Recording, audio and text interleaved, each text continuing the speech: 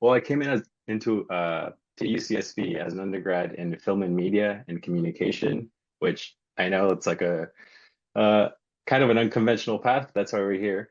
I used to work at Yardi, so that was kind of like my first job in tech.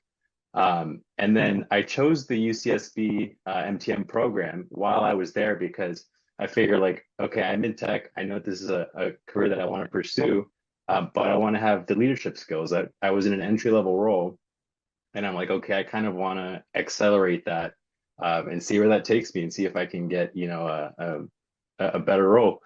And that's exactly what I did. And now I'm working as an associate project manager at AppFolio. My experience, I wouldn't even say it's just one course. It's just something that you practice in almost every single course in MTM, and that's learning to work as a team.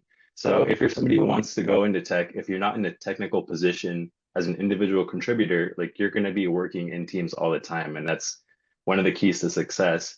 And that's one of the things that in the MTM program, you're forced to learn it because there's no other way, especially in the field project. Like you have to deliver, you're working with an actual company and there's no other option. So for better or for worse, you're going to learn how to work with people with different personalities.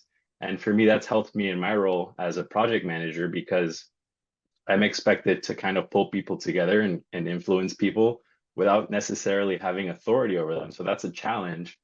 And that's something that I think the MTM program definitely helped with.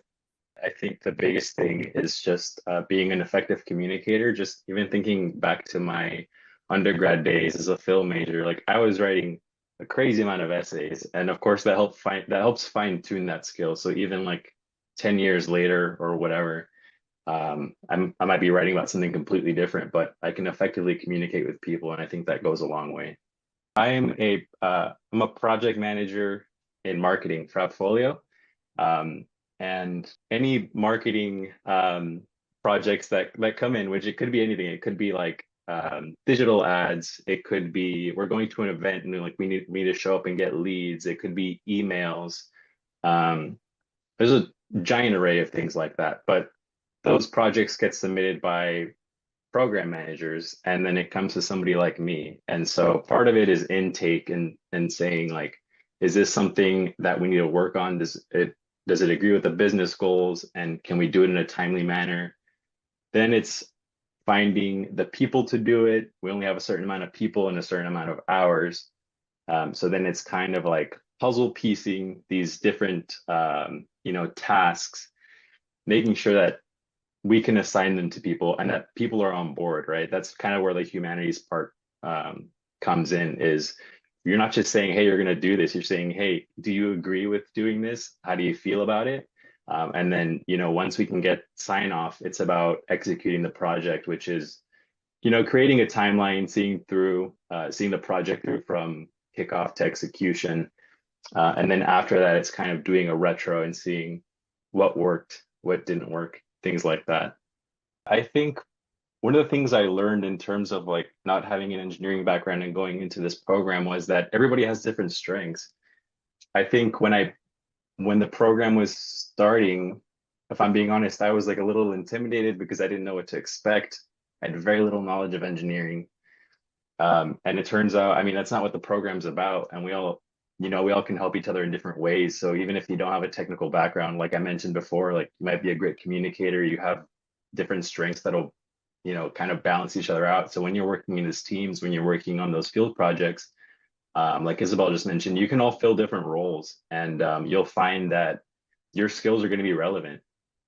Yeah, it only took me about 2 months after graduating to find a full-time role, which I was super excited about because job searching is very stressful. But just like Isabel said, you get in what you put out. So if you are in the program, it's not just about completing those classes and earning grades. It's about networking. If you do get the opportunity to TA, those professors that you are TAing for are going to be a huge resource for you. There are networking events. So I would say those are just as important as the classes themselves because those are where you're going to make connections. And yeah, I think that's my biggest piece of advice. I know that the personal statement or the essays are by far the most important part. That's where you really get to tell your story. And when you do that, make sure that that essay is something that only you could have written make it super personal. And if there's things that you might need to explain, like maybe you screwed up a class here and there, like that's your chance to say, to explain yourself and show why you have that interest. So yeah, just really refine those essays. Mine is this is probably not surprising, but it's ChatGPT, because I use it. It saves me so much time, even during the work. Not to say it's doing my job for me, but it takes the just kind of the legwork out of a lot of things, and it helps me maximize productivity. So yeah, I think it's great. I love it, and there's also a learning curve, like learning to be more specific in your prompts and finding new applications for it. I think it's great.